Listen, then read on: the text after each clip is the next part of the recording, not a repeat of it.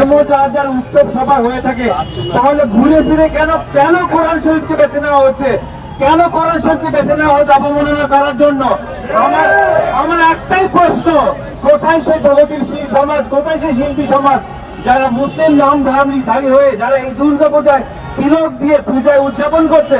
কোথায় আজকে তারা? এই যে কোরআনকে অবমাননা করা হচ্ছে, তারা কেউ তাদের কোন ফেসবুকে রাস্তায় ব্যানার নিয়ে কোথাও তাদেরকে কেন পাওয়া যায় না? তার মানে কি আমরা ধরে নিতে পারি তারা আসলে হচ্ছে কি ভারতীয় হিন্দুকে আমি একটা রাষ্ট্র পরিণত করতে চায়? হিন্দু ধর্ম নিয়ে কোন রকম কোন ধর্মের প্রতি আমার কোনো বিদ্বেষ নেই, তবে কেন এরকম একটা উচ্চ মানের ইউনিভার্সিটিতে এই যে হিন্দু ছেলেটা অপূর্ব পাল, সেখানে আমার কোরআনকে এইভাবে অবমাননা করবে? তারপরে তাকে কয়দিন পরে আপনারাই দেখবেন যে বহাল তবিয়তে আছে।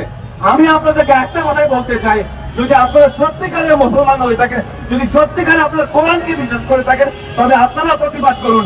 এই দেশ আমার, সবার ধর্ম সবাইকে আমরা শ্রদ্ধা করবো, কেউ কারো ধর্মকে অবমাননা করবো না, হতে দেওয়া যাবে না এই বাংলায়। আমরা দেখছি শ্বশুর সেই বুদ্ধিজীবীদেরকে যারা অন্য কোনো ধর্মাবলম্বীদের যে কোনো ঘটনায় গিয়ে শাহবাগে দিনের পর দিন বসে থাকে, আজকে তাদের কোনো খোঁজ খবর নাই। সুতরাং আমরা মনে করছি যে এই ঘটনাতে ভারতের এবং বাংলাদেশের হিন্দুত্ববাদী উগ্র সন্ত্রাসীদের প্রত্যক্ষ মদত থাকতে পারে বলে আমরা মনে করছি।